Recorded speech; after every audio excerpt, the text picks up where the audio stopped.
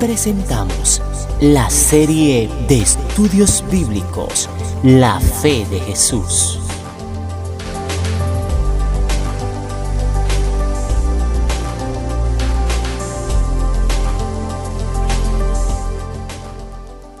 Bendiciones, mi querido amigo, mi querida amiga.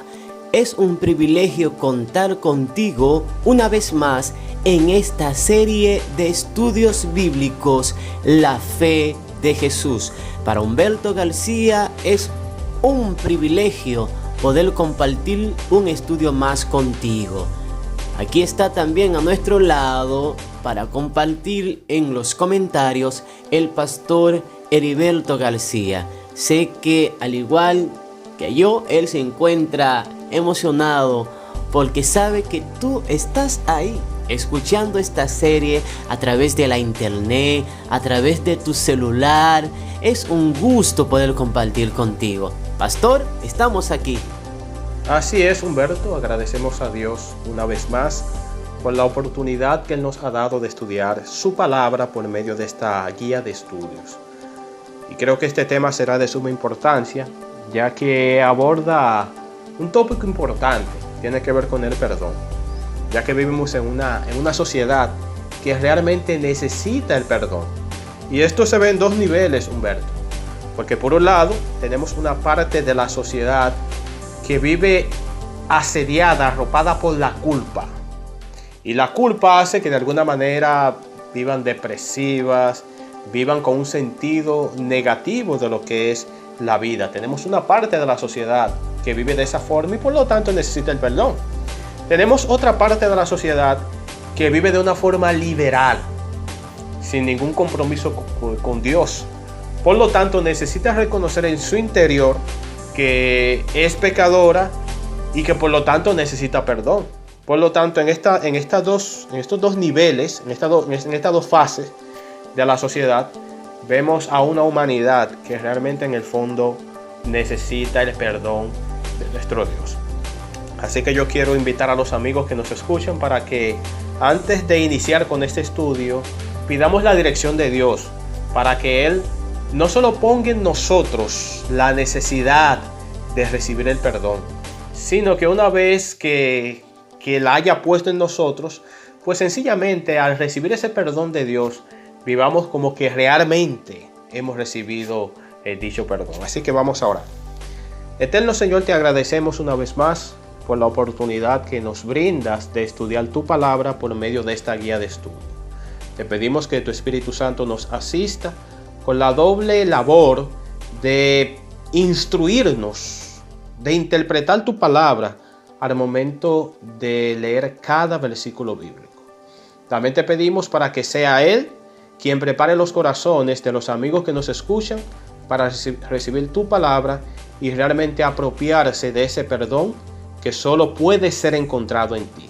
Gracias te damos una vez más por tu bendición y te pedimos que nos acompañes en este estudio. En el nombre de Jesús. Amén.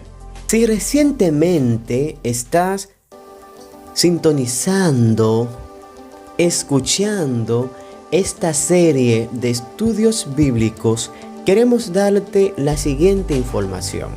Esta guía de estudio, la cual se titula La Fe de Jesús, la puedes encontrar en tu tienda de aplicación, tanto para Android como para iPhone. También la puedes encontrar en tu Smart TV. Así que dirígete a esa tienda y escribe La Fe de Jesús. Descárgala y así puedes compartir con nosotros. Hoy estaremos desglosando la lección número 8, lo que la Biblia enseña acerca del perdón. Y como ya estamos listos, vamos a abrir nuestra aplicación, vamos a abrir nuestra guía de estudio, La Fe de Jesús, y respondamos la siguiente pregunta. Pastor Heriberto, ¿gracias a quién y a qué somos salvos?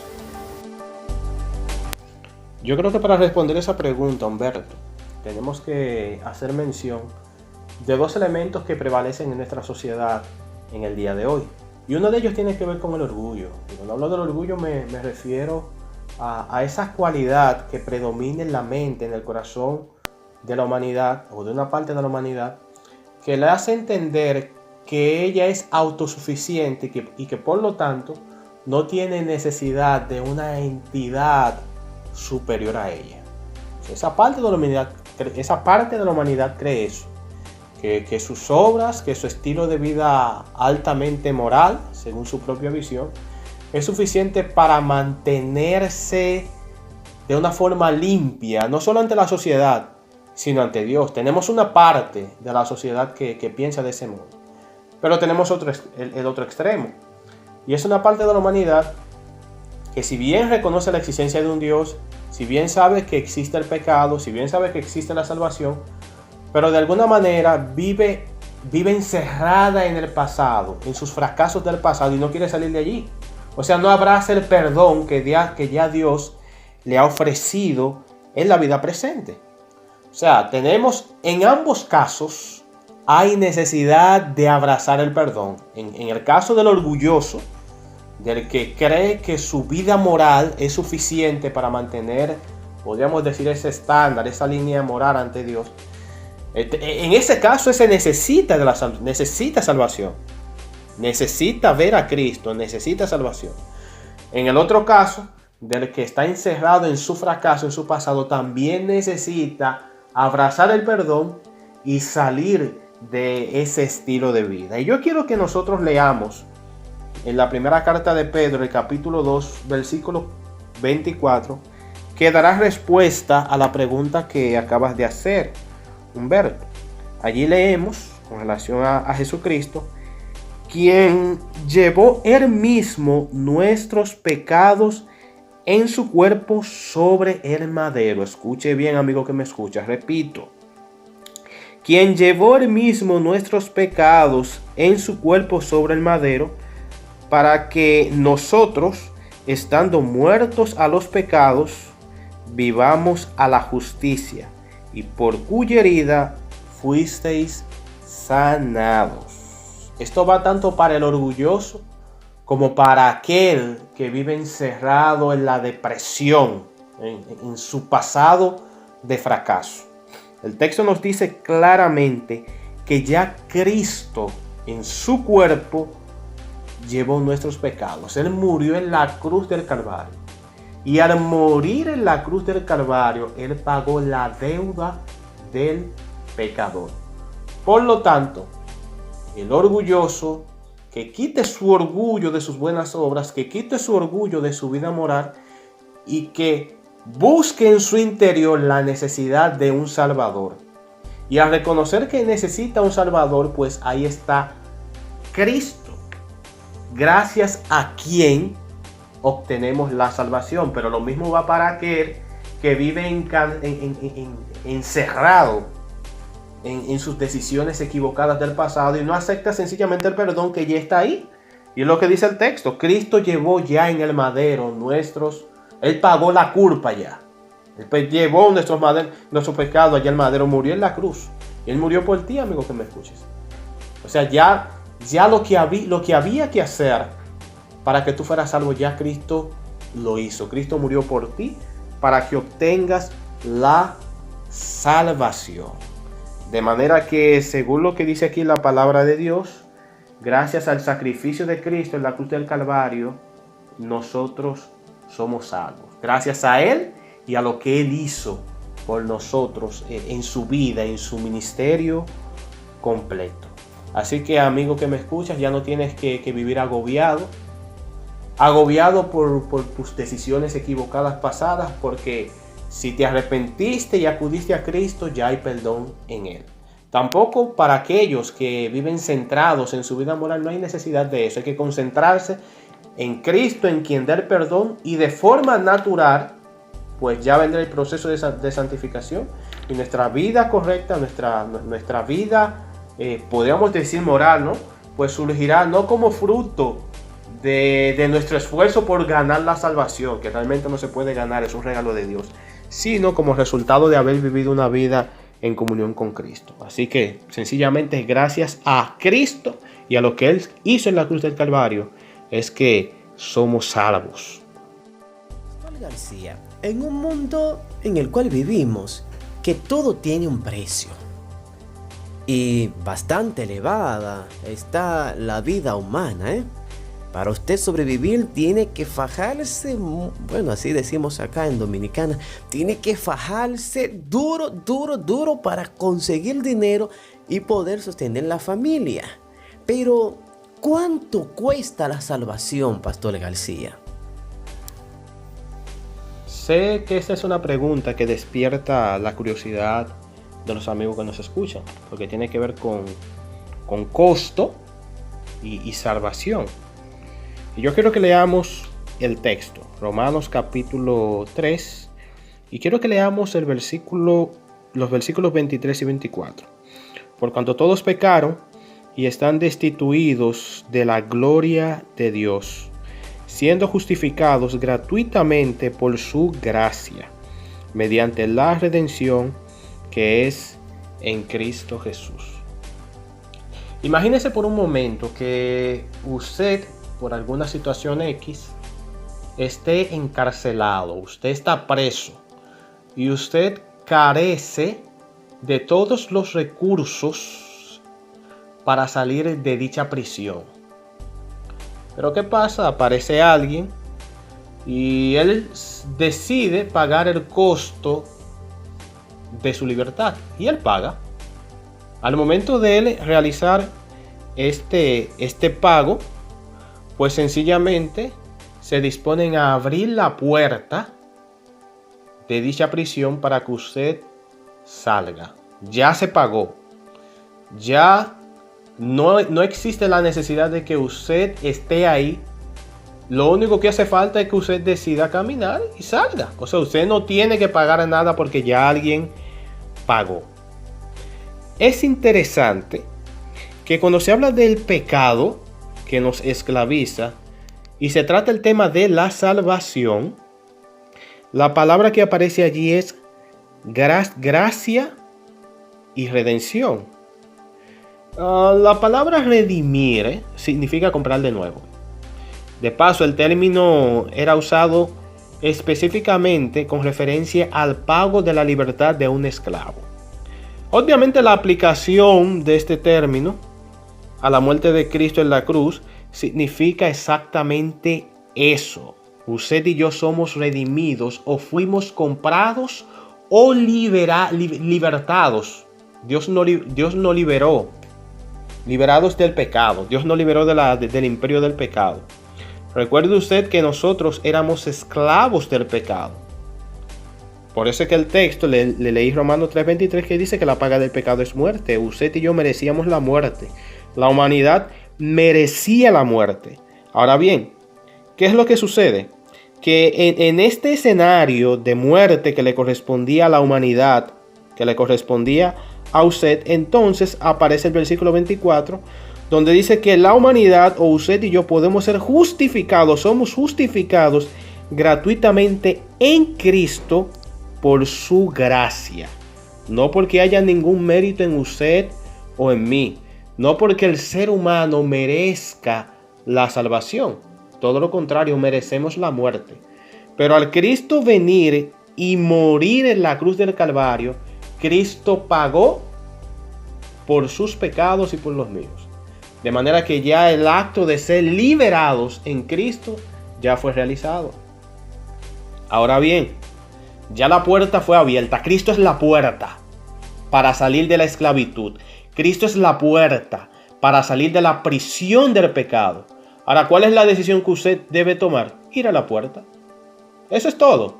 O sea, usted no tiene que hacer largas peregrinaciones. Usted no tiene que pagar una alta suma de dinero.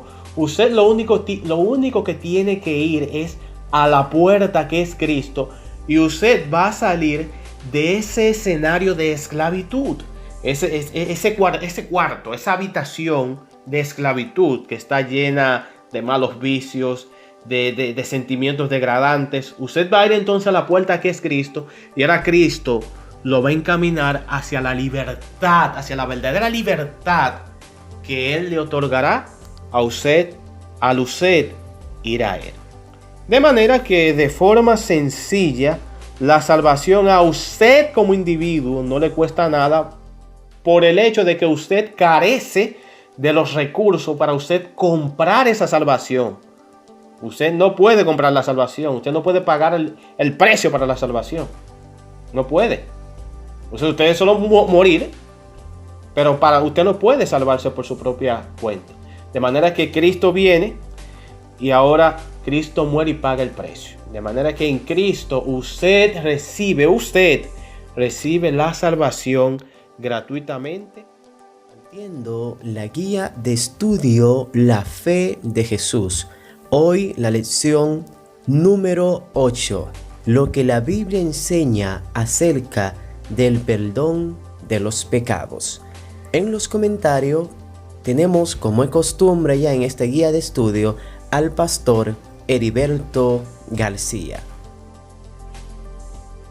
Pastor García, ¿qué reconocimiento sincero debe experimentar el pecador? Es la siguiente pregunta. Bueno, hasta ahora hemos hablado de salvación, costo, Jesús y gratis. Hemos hablado que la salvación es un regalo de Dios para el ser humano y que al ser humano no le cuesta nada por el hecho de que el ser humano carece de los recursos apropiados para obtener la salvación.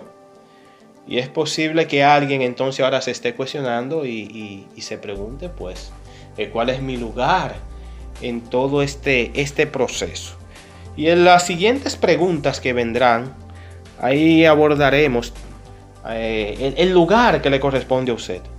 Y para contestar justamente esta pregunta que acabas de hacer, Humberto, yo quiero que vayamos al Evangelio de Lucas, capítulo 18, los versículos del 10 al 14. Y de paso, nosotros vemos aquí a dos hombres que aparecen en esta historia. Y en estos dos hombres vemos representada a la humanidad en dos grupos. Yo quiero que leamos. Dos hombres subieron al templo a orar. Uno era fariseo y el otro publicano.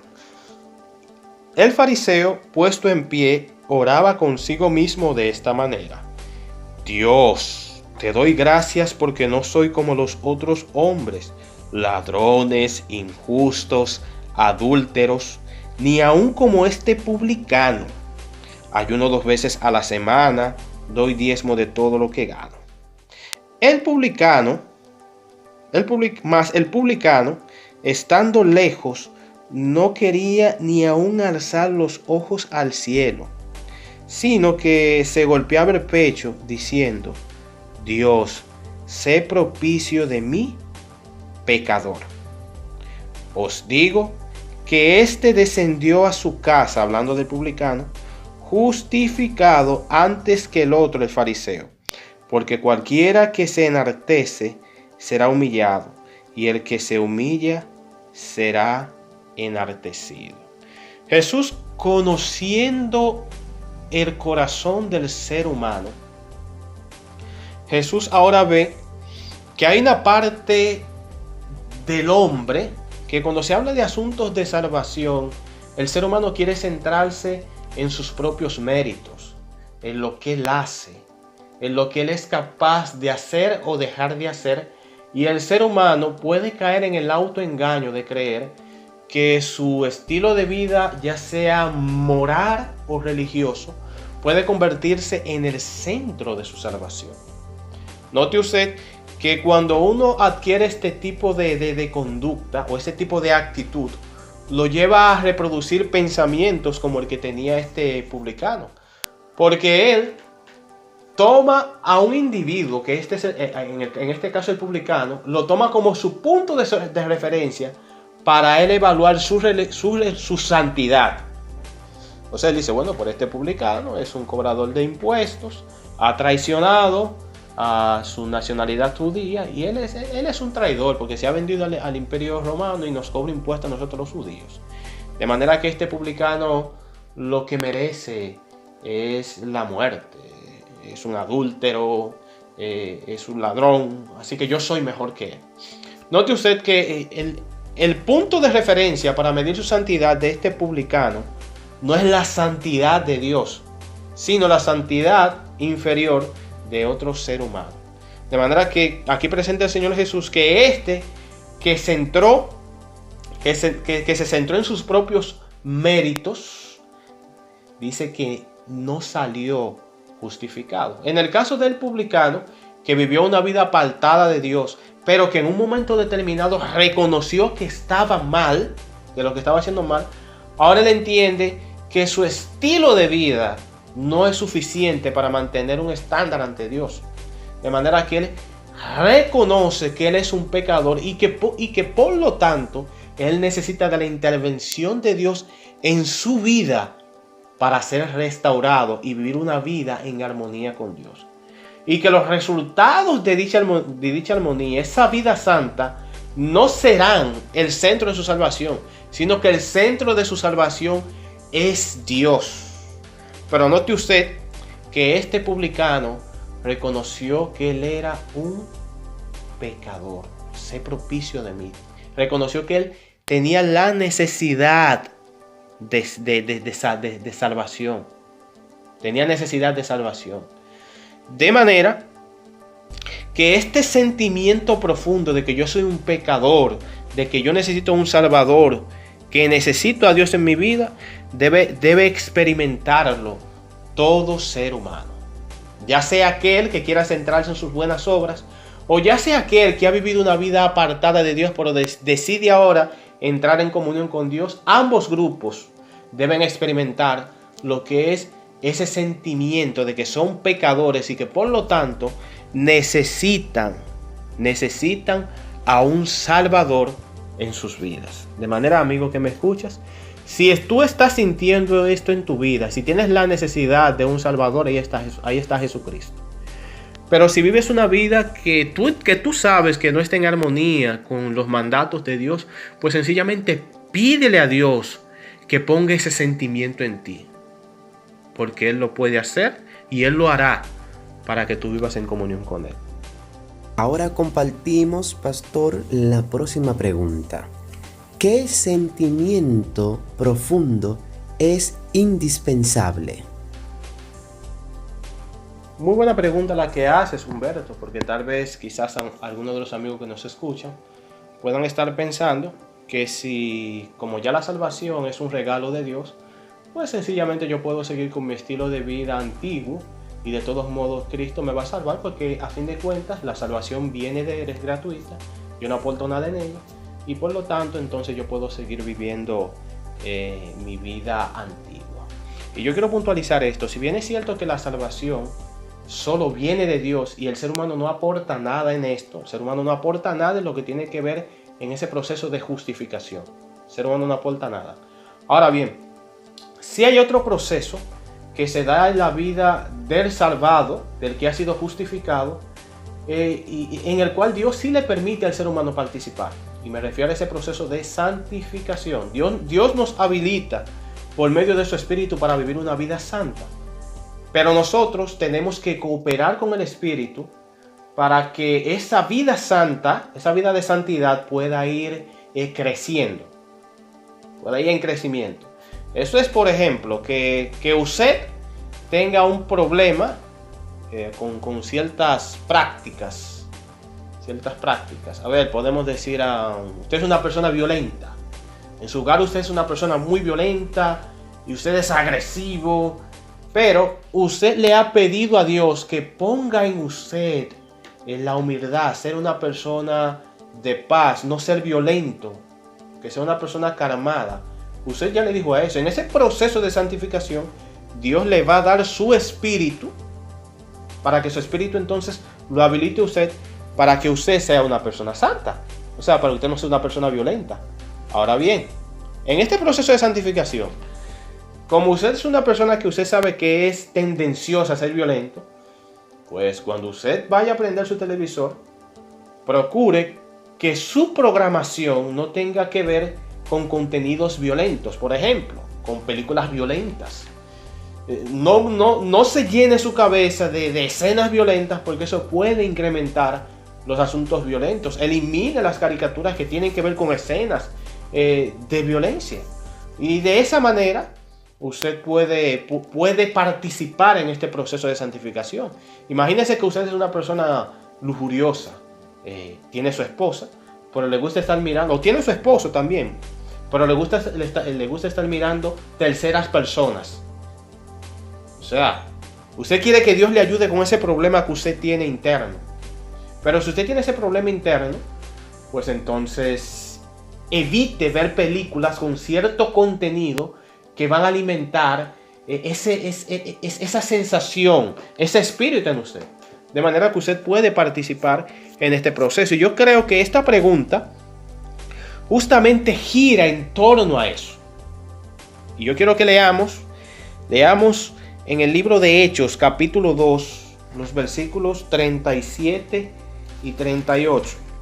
En el contexto del sermón que dio el apóstol Pedro, allí leemos: al oír esto, o sea, al oír el sermón, la reflexión del apóstol Pedro, se compungeron de corazón y dijeron a Pedro y a los otros apóstoles: varones hermanos, ¿qué haremos? Interesante pregunta, una pregunta que debería hacerse todo ser humano que quiere ser transformado por Cristo. ¿Qué haremos? Pedro les dijo: arrepentíos y bautícense cada uno de ustedes en el nombre de Jesucristo para perdón de los pecados y recibiréis el don del Espíritu Santo. Noten ustedes que el apóstol Pedro les está diciendo: arrepentíos. Si bien es cierto que el arrepentimiento lo da Dios. Dios pone el arrepentimiento en la vida del ser humano. Por eso cuando uno está pasando por una...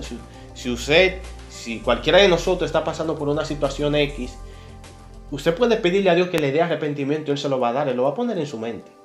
Pero note usted que Pedro está diciendo arrepentíos. Y es interesante. La palabra arrepentimiento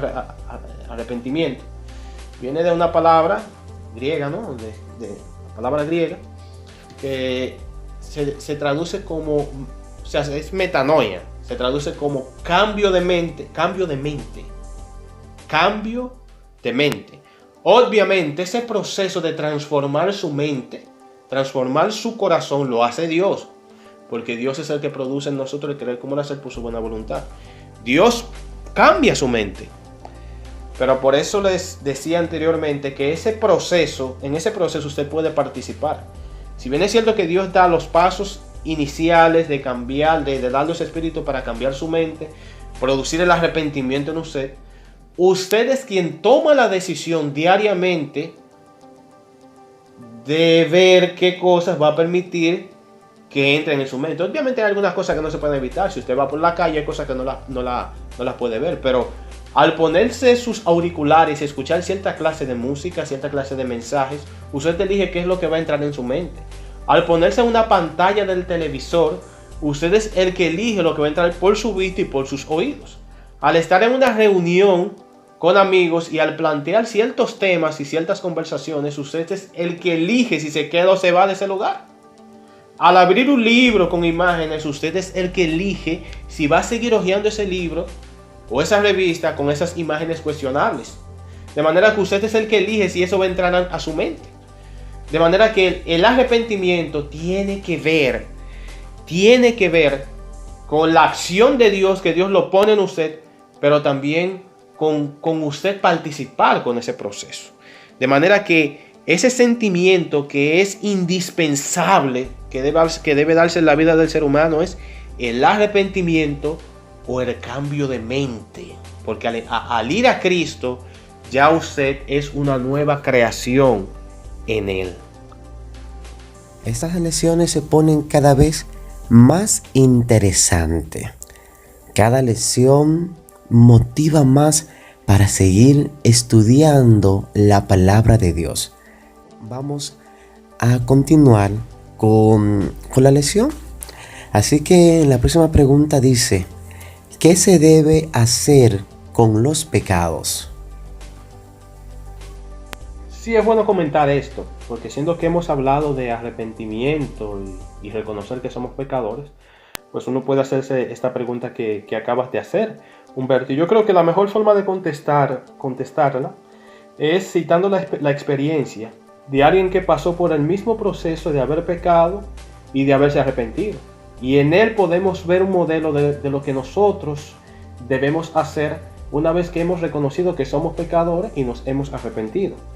Y yo me refiero a la experiencia del salmista David, registrada en el Salmo 32, los versículos del 3 al 5. Allí leemos. El salmista dice: mientras callé, se envejecieron mis huesos. Eso es lo que produce el pecado, sequedad, problemas internos. En mi gemir todo el día. Mientras callé, se envejecieron mis huesos, en mi gemir todo el día. Porque de día y de noche se agravó sobre mí tu mano. Se volvió mi verdor en sequedades de verano. Eso es como hablar de una hierba verde. Eso es la paz, ¿verdad? Tranquilo. Pero al entrar en un proceso de pelea con Dios, de pecado, y tratar de ocultárselo a Dios, quien nos conoce, y no confesárselo a Él, esa paz que era verde ahora se convierte en sequedad, se seca. Esa es la angustia interna que estaba experimentando el David. Pero al arrepentirse, note lo que dice el versículo 5. Mi pecado te declaré y no te encubrí mi iniquidad. Dije, confesaré mis transgresiones a Jehová, y tú perdonaste la maldad de mi pecado. Siendo que Dios nos conoce, siendo que Dios es el que produce en nosotros el arrepentimiento, pues nosotros, de forma natural, entendiendo que Dios nos conoce y entendiendo que Dios es nuestro amigo, porque recordemos que en lecciones pasadas mencionamos que orar es el acto de abrirle el corazón a Dios como un amigo, y si Dios es nuestro amigo y estamos en ese proceso de reconciliación con Él, pues lo natural es que le confesemos nuestras faltas a Él, que hablemos con Él como un amigo y que sencillamente le confesemos nuestras faltas a Él, entendiendo que Él no nos acusa, sino que en ese proceso de transformación Él nos escucha y nos transforma sobre todo. La dulce seguridad del perdón. Qué felices nos sentimos cuando somos perdonados, cuando sabemos que hemos recibido ese perdón. Ya estamos llegando a la parte final. Nos quedan unas cuantas preguntas. Pastor García, qué maravilloso ofrecimiento nos hace Dios. Qué maravilloso ofrecimiento nos hace Dios. Nota, Humberto y amigos que nos escuchan, que la acción de Dios es diferente a la que frecuentemente se ve en los seres humanos. Porque cuando alguien ha cometido una falta contra nosotros y esa persona nos confiesa su falta, generalmente nosotros lo que hacemos es que al recibir la confesión del individuo, sencillamente acudimos a lo que es la condenación. Sin embargo, notamos lo que dice Isaías capítulo 1, versículo 18, con relación a la acción de Dios ante la confesión de nuestros pecados. Venid luego, dice Jehová, y estemos a cuenta. Si vuestros pecados fueren como la grana, como la nieve serán emblanquecidos. Si fueren rojos como el carmesí, vendrán a ser como blanca lana. Note usted que tanto la grana como el carmesí, que eran de color intenso, muy intenso, y Dios dice si fueran como la grana o como el carmesí, de ese color intenso, dice que vendrán a ser como la nieve y como la blanca lana, de colores puros. Prácticamente la idea que está presentando el Señor aquí es que hay una transformación abismática. O sea, no importa la profundidad o la magnitud de tus pecados, no importa el nivel de tus pecados, Si tú te arrepientes y vas a Dios, Dios te dice a ti que Él te va a dar una vida nueva y Él te va a transformar. De tener una vida de un color intenso bajo el imperio del pecado, Jesús ahora te ofrece una vida limpia, pura en Él. Así que Jesucristo sencillamente te ofrece la transformación, limpiarte de tus pecados, limpiarte, una limpieza interna. Así que, amigo que me escuchas, no importa por la situación que hayas atravesado o estés atravesando con relación al pecado, el Señor te dice en este momento que ya es el tiempo de establecer un antes y un después. Tal vez tu antes fue como el rojo, como el carmesí, como la grana, o tal vez negro oscuro. Pero Dios en este momento te dice a ti que si tú vas a Él, Él te va a limpiar y va a blanquear tu vida. No porque tú seas bueno, no porque tú te lo merezcas, sino porque Él te ama y tiene la intención de transformarte y darte estabilidad, no solo a ti, sino a todos los que te rodean. Así que esa promesa de Isaías es para ti, amigo que escuchas. Dios promete limpiarte de todo pecado, de toda mancha que quiera oscurecer tu vida. Él te promete libertad y una vida nueva. Mi amigo, mi amiga que me escucha, ¿qué más puede uno decir después de estas explicaciones? Más bien seguir preguntando para seguir aprendiendo más de la palabra de Dios. Así que, Pastor García, ¿cuán completo es el perdón de Dios? Hay una cita que encontré en el libro Saber Leer del Instituto Cervantes que guarda relación con esta pregunta que acabas de hacer. Allí nos dice: como individuos sociales inmersos en un contexto y en una cultura, siempre debemos a otros gran parte de lo que somos. Nos debemos a un grupo, a un colectivo y a una magnífica red de amigos, colegas, parientes y colaboradores. Es decir, que de alguna manera nosotros somos el producto de lo que otros ya han puesto en nosotros, de lo que hemos aprendido de otros. Y una de las cosas que hemos aprendido de amigos, hermanos, padres, y es a no olvidar. Y no sencillamente a no olvidar, sino a almacenar recuerdos conjuntamente con lo que es el resentimiento.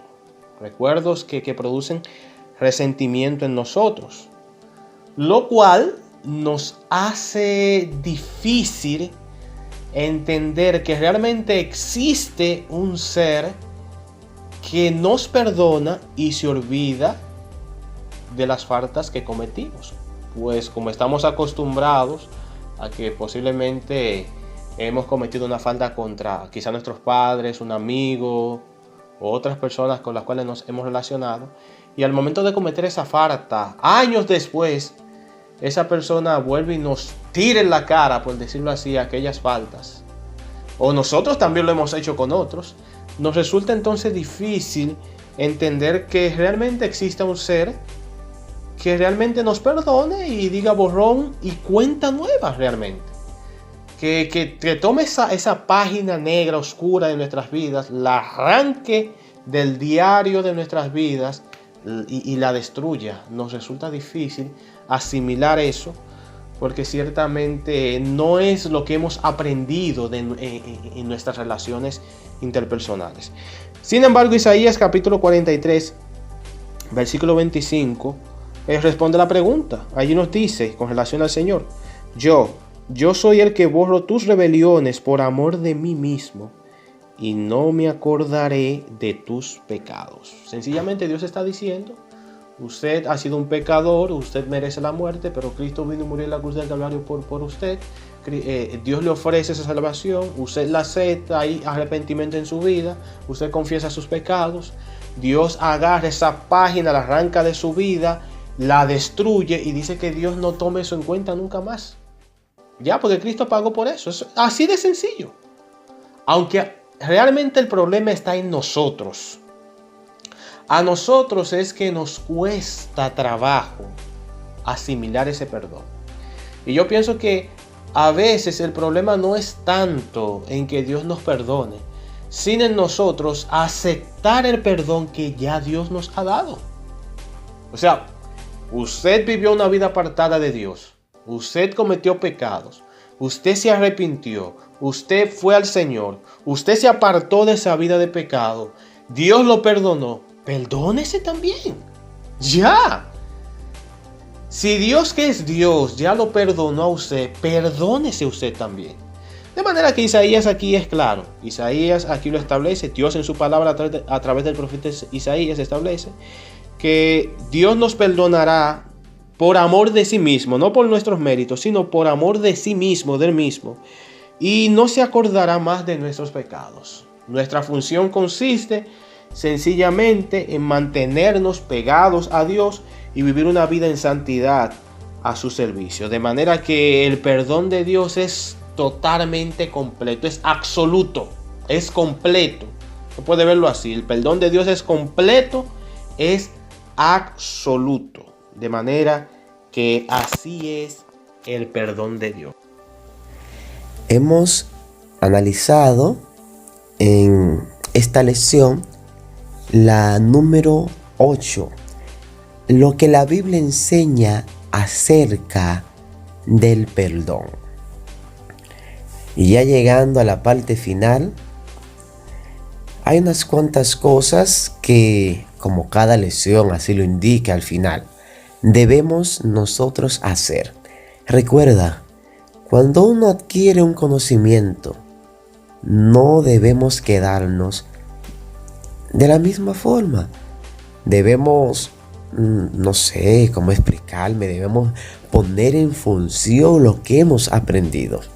Digamos que usted estudia enfermería, pues usted quiere ejercer la enfermería. Digamos también que usted estudia artesanía, usted quiere poner en función lo que ha aprendido. ¿Qué debemos hacer después de lo que en esta lección hemos aprendido? Pastor García. Sí, Humberto y amigos que nos escuchan, creo que después de haber terminado este estudio, hay 3 cosas que debemos considerar. Número 1 es experimentar el arrepentimiento de corazón. O sea, experimentar un arrepentimiento profundo. Aunque se usa mucho la frase arrepentimiento superficial, obviamente lo que hay, un arrepentimiento o no arrepentimiento. Usted se arrepiente o no se arrepiente. No hay tal cosa como arrepentimiento superficial, porque como mencionamos anteriormente, el arrepentimiento tiene que ver con ese cambio de mente, esa nueva forma de ver mi propia vida y la vida del mundo, ¿no? Y al mismo Dios. Así que el arrepentimiento tiene que ver con eso. Lo primero que debo experimentar entonces es, número 1, ese es el arrepentimiento sincero de corazón. Y en el libro de los Hechos, capítulo 3, versículo 19, hay una referencia justamente a este punto. Así que arrepentíos y convertíos para que sean borrados vuestros pecados, para que vengan de la presencia del Señor tiempos de refrigerio. Experimentar ese arrepentimiento de corazón. Número 2, confesar los pecados. Y es bueno que al confesar los pecados entendamos cuál es la posición de Dios, de Jesús, ante nuestro caso. Por ejemplo, en Primera de Juan, capítulo 1, versículo 9, allí nos presenta justamente cuál es la posición de Dios ante nuestro caso. Allí nos dice, si confesamos nuestros pecados, Él es fiel y justo para perdonar nuestros pecados, limpiarnos de toda maldad. De manera que una vez que yo acudo ante Dios y confieso mis pecados, Dios no estará allí para condenarme. Porque note usted que al yo tener esa comunión con Él, al yo arrepentirme, yo acudo a Él, confieso mis pecados y Él me perdona. De manera, amigo, que allí donde estás, no importa la situación que te encuentres, acude a Dios Confiésale tus pecados y Él está dispuesto a perdonar tus pecados, a hacerte limpio. Y número 3, puedes experimentar la conversión. Y en Ezequiel capítulo 36, los versículos del 25 al 27 nos dice algo interesante. Esparciré sobre ustedes agua limpia, y serán limpiados de todas sus inmundicias, y de todos sus ídolos los limpiaré. Les daré corazón nuevo, y pondré espíritu nuevo dentro de ustedes, y quitaré de su corazón de su corazón de carne, y quitaré de vuestra carne el corazón de piedra, y les daré un corazón de carne.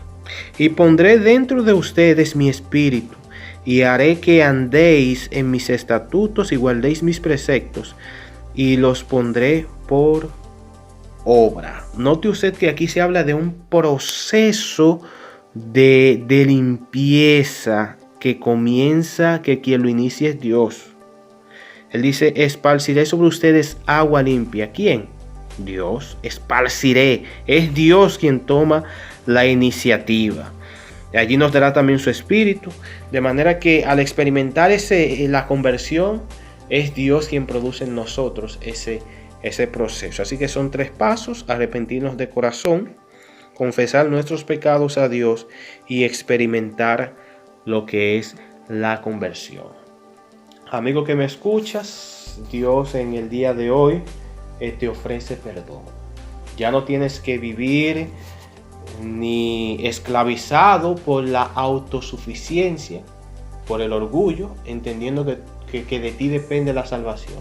No tienes que vivir en ese estado. Dios te libera de eso y te dice, yo te limpiaré y te haré, y yo te he perdonado, y haré que permanezcas de pie ante mí. Pero también para los amigos que nos escuchan, quizás están lidiando con la culpa, Dios ya ha hecho lo necesario para que usted viva libre en el Señor. Viva libre, acepte el perdón que Dios le dio y viva conforme a como vive una persona perdonada, libre y alejada del pecado. Así que amigos, que Dios les bendiga en este momento y que su espíritu los acompañe y los ayude a vivir como hombres y mujeres perdonados en Cristo.